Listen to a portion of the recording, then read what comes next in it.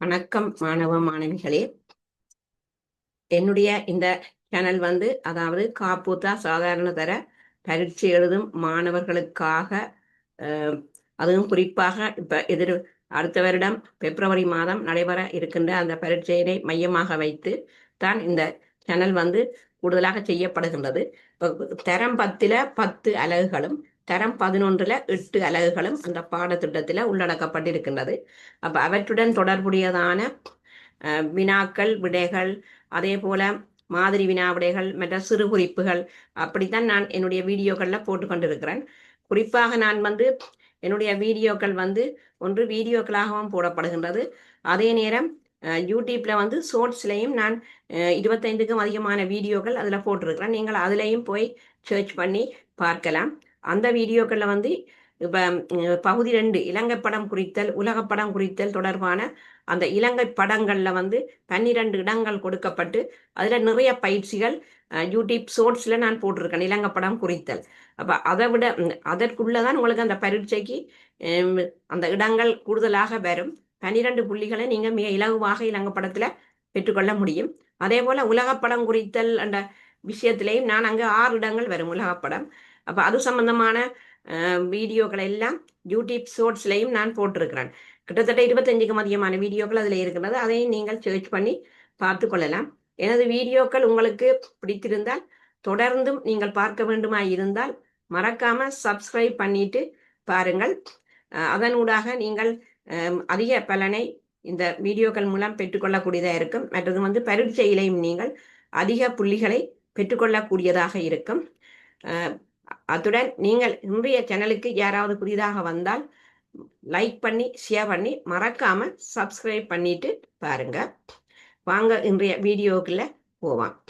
முதலாவது நாங்கள் நேற்றைய வகுப்புல தரம் 10 அலகு 9ல மறுமலர்ச்சி என்ற பாடத்தை பற்றி அதுல முக்கியமான சிறு குறிப்புகளை பற்றி தான் நான் மிக சுருக்கமாக உங்களுக்கு சொல்லி இருக்கிறேன் நேற்றைய வகுப்பிலே எல்லாம்.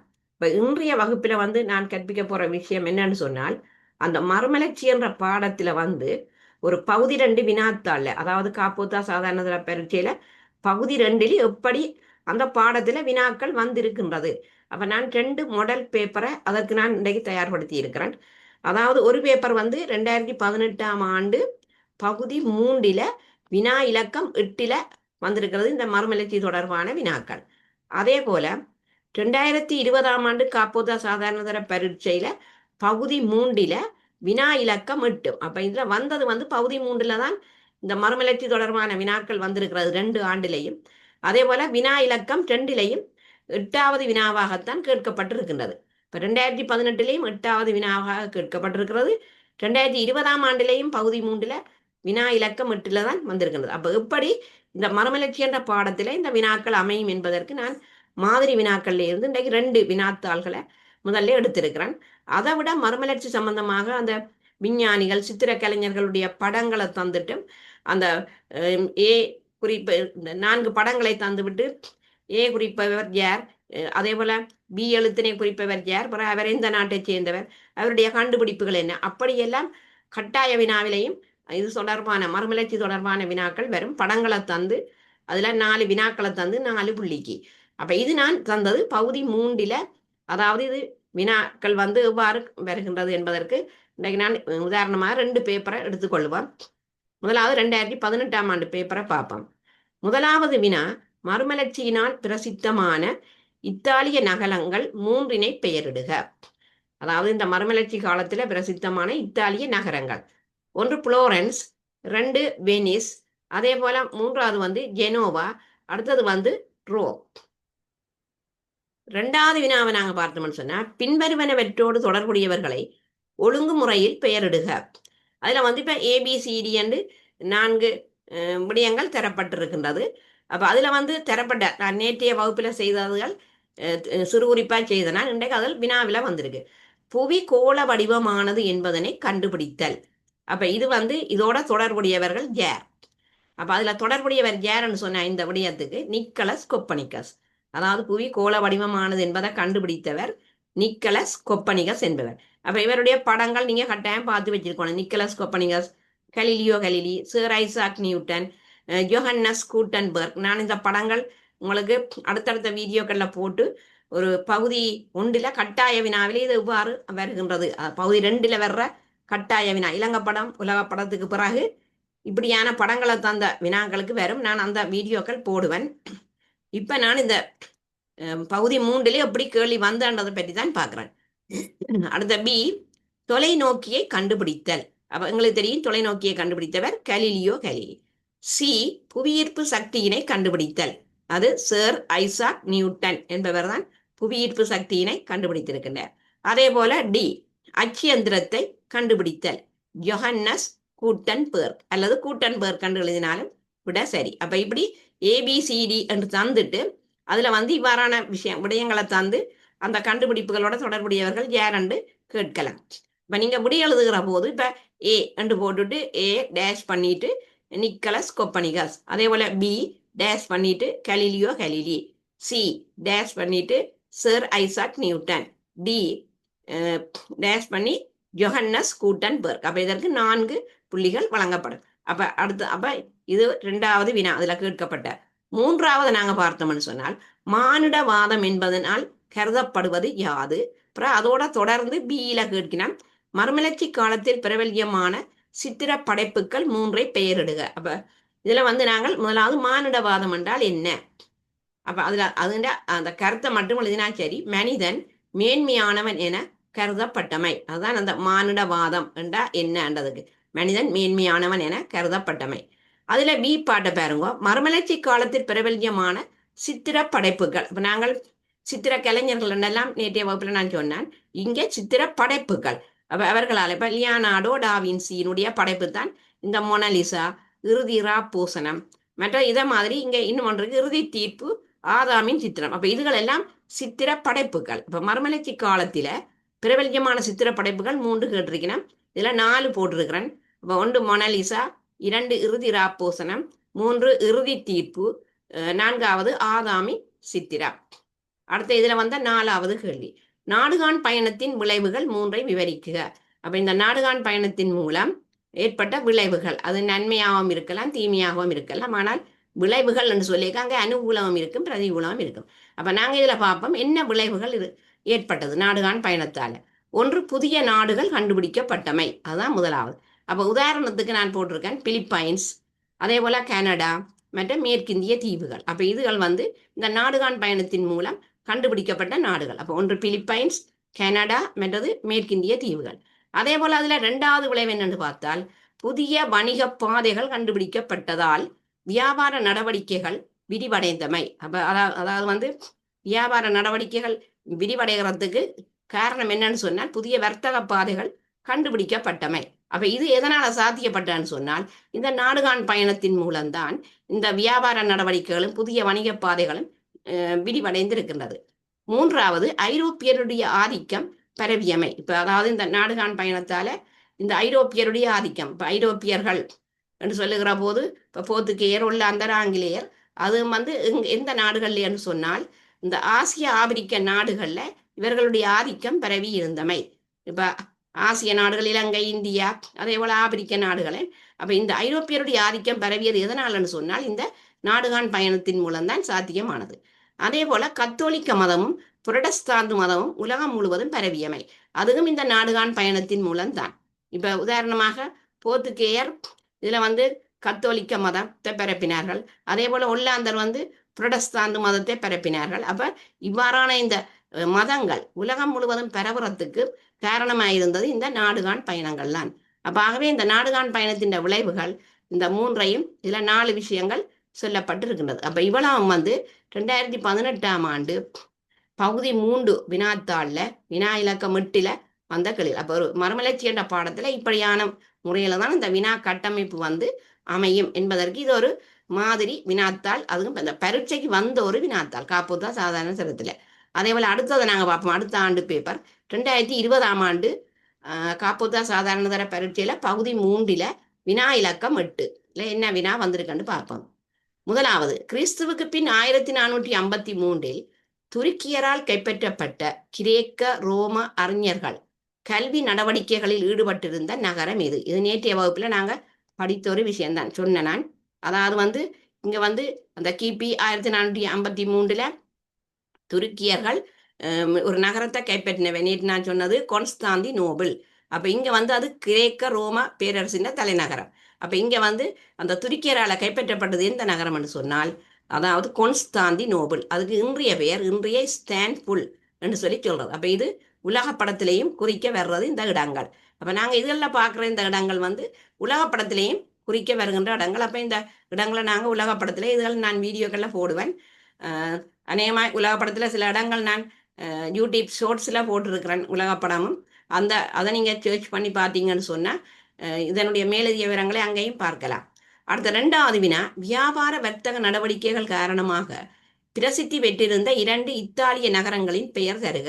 அப்ப இத்தாலியில காணப்பட்ட நகரங்கள், அதாவது வியாபார வர்த்தக நடவடிக்கை காரணமாக பிரசித்தி பெற்ற நகரங்கள். ஒன்று வெனிஸ் நகரம், மற்றது ஜெனோவா, மற்றது வந்து ரோம். அப்ப இவையெல்லாம் உலக படத்துல குறிக்கிறதுக்கும் கேட்கப்படலாம்.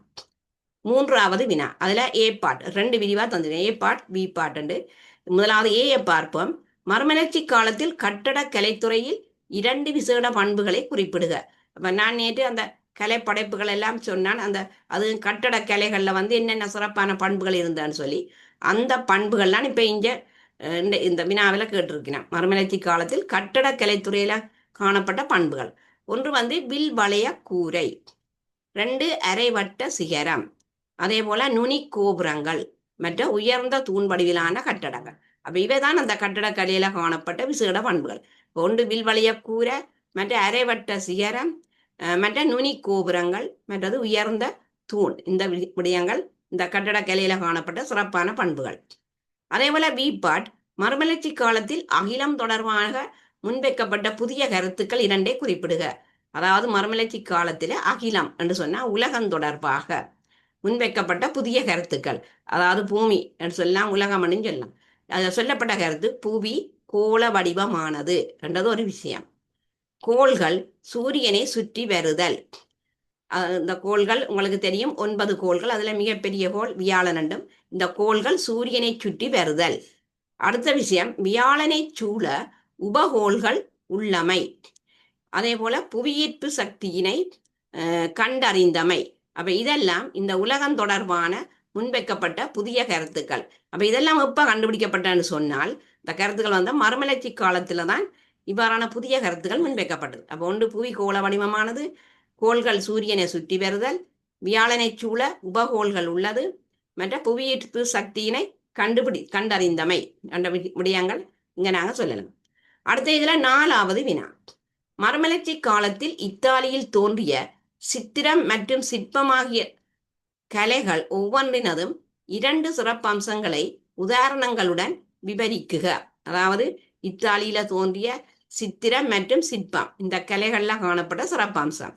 அப்ப நாங்க இதுல பார்த்தோம்னு சொன்னால் முதலாவது வந்து செல்வந்தர்களின் உருவங்கள் சித்திரமாக வரையப்பட்டிருக்கின்றது. இது சித்திரத்துக்குள்ள வரும் செல்வந்தர்களுடைய உருவங்கள் சித்திரமாக வரையப்பட்டிருந்தார். அது மாதிரி பளிங்கு கற்கள்ல சிற்பங்கள் செய்யப்பட்டிருந்தமை.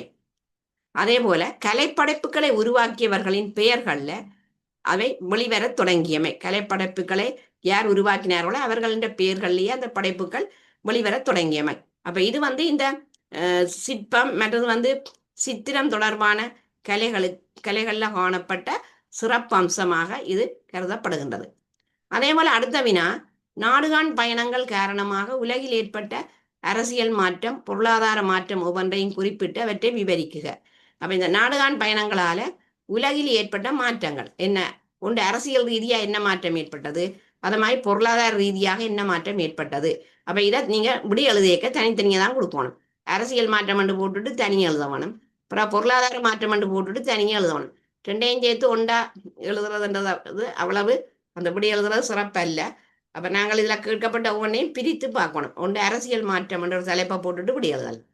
அடுத்தது பொருளாதார மாற்றம். அப்ப நான் இதுல போட்டிருக்கேன்னு பாருங்க, இதுல அரசியல் மாற்றம் என்று போட்டுட்டு நீங்க இவ்வாறு போடலாம். பிறகு பொருளாதார மாற்றம் என்று போட்டுட்டு இவ்வாறான ஒரு விடையை கொடுக்கலாம். இப்ப என்ன அரசியல் மாற்றங்கள்? ஆசிய, ஆப்பிரிக்க, அமெரிக்க கண்டங்களில் ஐரோப்பியரின் ஆதிக்கம் பரவியது. அதாவது இந்த கண்டங்கள்ல ஆசியா கண்டம், ஆப்பிரிக்கா கண்டம், அமெரிக்க கண்டங்கள் ஐரோப்பியருடைய ஆதிக்கம் பரவியமை. இது நாடுகாண் பயணத்தால் ஏற்பட்ட ஒரு அரசியல் மாற்றம். அது மாதிரி 2 மேற்படி கண்டங்களில் உள்ள சில நாடுகளில் ஐரோப்பிய இனத்தவரின் குடியேற்ற நாடுகளாக விளங்கியமை. அது 2வது அரசியல் மாற்றம். 3வது புதிய நாடுகள் கண்டுபிடிக்கப்பட்டமை. இந்த நாடுகாண் பயணங்கள் மூலம் அரசியல் ரீதியாக புதிய நாடுகள் கண்டுபிடிக்கப்பட்டமை. அப்ப இது அரசியல் ஏற்பட்ட ஒரு மாற்றம். அது மாதிரி பொருளாதார ரீதியான மாற்றங்களை பார்த்தோம்னு சொன்னால், ஒன்று குடியேற்ற நாடுகளில் வளங்களை பெற்றமை, அதே போல வர்த்தகம் விரிவடைந்தமை, 3வது பணப்புழக்கம் அதிகரித்து காணப்பட்டமை, அதே போல அந்த கொடுக்கல் வாங்கல்களுக்காக வங்கிகள் தோற்றம் பெற்றமை, பண கொடுக்கல் வாங்கல்களுக்காக. 5 வர்த்தக வகுப்பினர் தோற்றம் பெற்றார்கள். அதே போல 6வது வர்த்தக நகரங்களும் வர்த்தக துறைமுகங்களும் இங்க வளர்ச்சி அடைந்தமை. அப்ப இது இந்த பொருளாதார ரீதியாக, இப்போ பொருளாதாரத்துல மாற்றம் ஏற்படணும்னு சொன்னா கட்டாயம் வியாபாரம் விரிவடையணும், அதன் மூடாக பணப்புழக்கம் ஏற்படும். பிறகு அந்த பணத்தை கொண்டு போய் வங்கியில போடுவதற்காக வங்கிகள் பணத்தை போடுவதற்கும் எடுப்பதற்குமாக இந்த வங்கிகள் தோற்றம் பெற்றது. பிறகு வர்த்தக வகுப்பினர் தோற்றம் பெற்றார்கள். அதிலிருந்து பிறகு வர்த்தக நகரங்களும் வர்த்தக துறைமுகங்களும் வளர்ச்சி அடைந்தது. அப்ப இது பொருளாதார ரீதியாக ஒரு மாற்றத்தை ஏற்படுத்தியது. அப்ப இது இந்த நாடுகாண் பயணங்களால தான், அந்த நாடுகாண் பயணம் காரணமாகத்தான் இந்த உலகில அரசியல் ரீதியான மாற்றங்களும் இவ்வாறான பொருளாதார ரீதியான மாற்றங்களும் ஏற்பட்டதை நாங்கள் காணக்கூடியதாக இருக்கின்றது. அப்ப இவ்வாறுதான் பரீட்சைக்கு இந்த தரம் 10 அலகு 9ல மறுமலர்ச்சி தொடர்பான வினாக்கள் வரலாம்.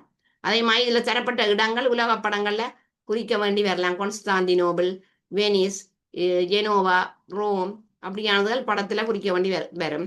மற்றது இது சம்பந்தமான வினாக்கள்ல படங்களை தந்து Nicholas Copernicus, Galileo Galilei, sir Isaac Newton, Johannes Gutenberg இவற்ற படங்களை தந்துட்டு இவர்கள் எந்த நாட்டை சேர்ந்தவர்கள், இவர்களுடைய கண்டுபிடிப்பு என்ன, அப்படி அதுல படத்தை தந்துட்டு பகுதி 2ல கட்டாய வினாவில கேள்விகள் கேட்கப்படலாம். அப்ப இவ்வாறுதான் மறுமலர்ச்சி என்ற அலகில நான் அதுல ஓரளவு வரக்கூடிய மாதிரி மற்ற பகுதி 1லையும் கண்டுபிடிப்புகளை தந்து இப்ப கேட்கலாம். பகுதி 1ல கேட்கலாம், தொலைநோக்கியை கண்டுபிடித்த விஞ்ஞானி, ஒரு 4 விஞ்ஞானியின் பெயரை போட்டுட்டு கேட்கலாம். அதே மாதிரி புவியீர்ப்பு சக்தியினை கண்டுபிடித்தவர் யார், அச்சியந்திரத்தை கண்டுபிடித்தவர் யார், புவி கோள வடிவமானது என்பதனை கண்டுபிடித்தவர் யார் என்று பகுதி 1லையும் இப்படி கேட்கலாம். அதே மாதிரி லியோனார்டோ டாவின்சியினால் வரையப்பட்ட ஓவியங்கள், அதுல நிறைய 4-5 போட்டுட்டு அதுல இப்ப மொனாலிசா என்று தெரியக்க மற்றதுகள் தராம பிறகு இறுதி தீர்ப்பு, ஆதாமின் சித்திரம் அப்படி போடையக்க எங்களுக்கு தெரியும் மொனாலிசா இறுதி ராப்போசனம் லியோனார்டோ டாவின்சியால வரையப்பட்ட சித்திரம்னு சொல்லி. அப்ப இவ்வாறு பகுதி 1க்கும் இந்த மறுமலர்ச்சி என்ற அலகில வினாக்கள் வரலாம்.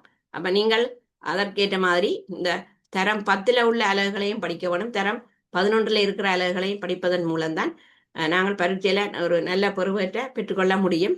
அப்ப எதிர்வரும் அடுத்து வர்ற வீடியோக்களையும் நான் இது சம்பந்தமான இவ்வாறான அலகை நான் சுருக்கமாக சிறு குறிப்போட தந்து அப்புறம் அதுல பகுதி 2ல எப்படியான வினாக்கள் வந்திருக்கின்றது, அதற்கு எப்படி விடை எழுதுறது தொடர்பான ஆலோசனைகள் வழங்குவேன். அதே நேரம் உங்களுக்கு பரீட்சைக்கு வருகின்ற எதிர்பார்க்கை அலகுகள், எந்த அலகுகள்ல கூடுதலாக பகுதி 2ல வினாக்கள் வரலாம் என்றதற்கான ஒரு எதிர்பார்க்கை பாட அலகுகளையும் நான் தர இருக்கிறேன். நீங்கள் என்னுடைய வீடியோக்களை தொடர்ந்து பாருங்கள். தொடர்ந்து பார்ப்பதோடு மட்டுமல்ல, மறக்காம சப்ஸ்கிரைப் பண்ணிட்டு பாருங்க. இந்த வீடியோ பிடித்திருந்தா லைக் பண்ணி ஷேர் பண்ணி மறக்காம சப்ஸ்கிரைப் பண்ணுங்க. நன்றி.